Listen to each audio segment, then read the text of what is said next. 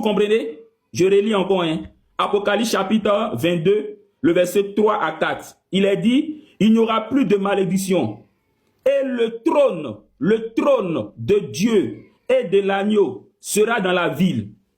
Et ses esclaves le serviront. Et ils verront sa face. Et son nom sera sur leur front. Dans ce verset, il est question du trône de Dieu et de l'agneau. Et pour les frères chrétiens, comme il est dit, le trône de Dieu et de l'agneau sera. Donc ça veut dire que Dieu et l'agneau, là, c'est la même personne. Car ils auraient dit, le trône de Dieu et de l'agneau seront. Pour dire que il y a Dieu et puis il y a l'agneau. On va corriger ça. Apocalypse chapitre 22, le verset 3 à 4. Ici, on dit le trône. Donc c'est un seul trône. Le trône de Dieu et de l'agneau sera. Ici, ils ont mis sera parce qu'il s'agit du trône. On n'a pas dit les trônes de Dieu et de l'agneau. On dit le trône de Dieu et de l'agneau sera. En disant le trône de Dieu et de l'agneau, ça montre que ce trône-là, il appartient à deux personnes. Il appartient à Dieu et il appartient à l'agneau. Et remarquez que l'agneau ici n'est pas appelé Dieu. On dit le trône là, ce seul trône là, il appartient à Dieu et il appartient à l'agneau. Et l'agneau ici n'est pas appelé Dieu. On dit le trône de Dieu et de l'agneau. Donc déjà, du moment où l'agneau n'est pas appelé Dieu ici, ça montre que l'agneau n'est pas Dieu. Mais ce trône là appartient à Dieu et ce trône là appartient à l'agneau qui n'est pas Dieu. Et on dit ce trône là qui appartient aux deux, c'est-à-dire à Dieu et à l'agneau là. C'est ce trône là qui sera. C'est pour ça qu'ils n'ont pas mis seront, parce que c'est un seul trône. Maintenant la question, si Jésus-Christ n'est pas Dieu, pourquoi il est assis sur le même trône que Dieu? C'est ça la question. Apocalypse chapitre 3, le verset 21. Apocalypse chapitre 3, le verset 21. Pourquoi, si Jésus n'est pas Dieu, pourquoi il est assis sur le même trône que Dieu? Apocalypse chapitre 3, le verset 21. Jésus dit,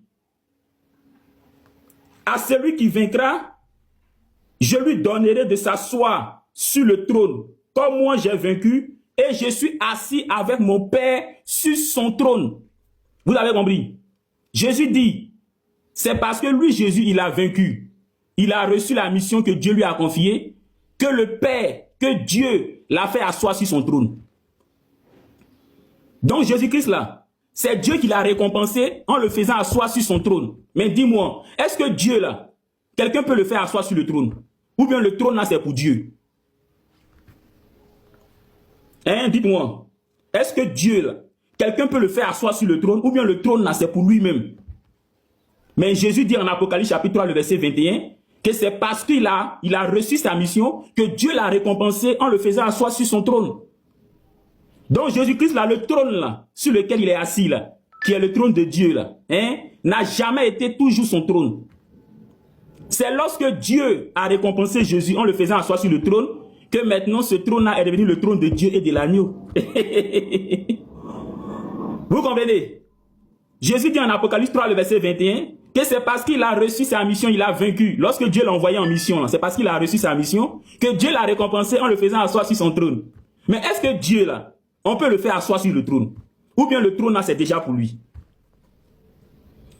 Donc en Apocalypse 22, 3, là, on dit le trône de Dieu et de l'agneau là. Ce n'est pas parce que l'agneau là, ce trône là a toujours été pour lui, non. Il fut un temps où ce trône là n'était pas le trône de l'agneau, c'était le trône de Dieu. Mais comme l'agneau a vaincu, il a reçu la mission que Dieu lui a confiée, Apocalypse chapitre 1, verset 21, Dieu le récompense en disant, viens t'asseoir sur le trône aussi avec moi. Donc Jésus-Christ là, il est assis sur le trône grâce à la permission de Dieu. Mais est-ce que Dieu là, quelqu'un peut lui dire, Dieu, viens t'asseoir sur le trône avec moi? Est-ce qu'on peut dire ça à Dieu? Ah Dieu, comme tu as vaincu là, viens t'asseoir à côté de moi sur le trône. Est-ce qu'on peut dire ça à Dieu? Mais Jésus-Christ, c'est parce que Dieu l'a fait asseoir sur son trône. C'est pour ça qu'il est assis. Autrement dit, si Dieu ne l'avait pas fait là, jamais Jésus serait assis sur ce trône-là. Et on n'allait jamais dire le trône de Dieu et de l'agneau. Donc c'est grâce à cette récompense-là que Dieu lui a donnée. Voilà pourquoi il est assis sur le trône. Et Apocalypse 22, verset 3 dit, le trône de Dieu et de l'agneau. Maintenant on dit le trône de Dieu et de l'agneau sera. Pourquoi sera? Parce que c'est un seul trône.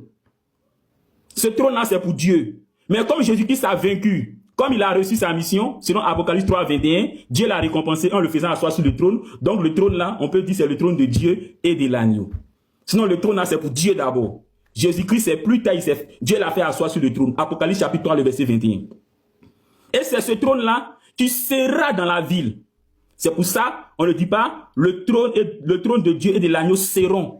Parce que ce n'est pas plusieurs trônes. C'est un seul trône qui appartient à Dieu et que par la suite, Dieu a fait asseoir Jésus-Christ parce que Jésus-Christ a reçu sa mission, il a vaincu et Dieu l'a récompensé en le faisant asseoir sur le trône. Donc, comme c'est un seul trône, c'est pour ça que le trône de Dieu et de l'agneau sera dans la ville.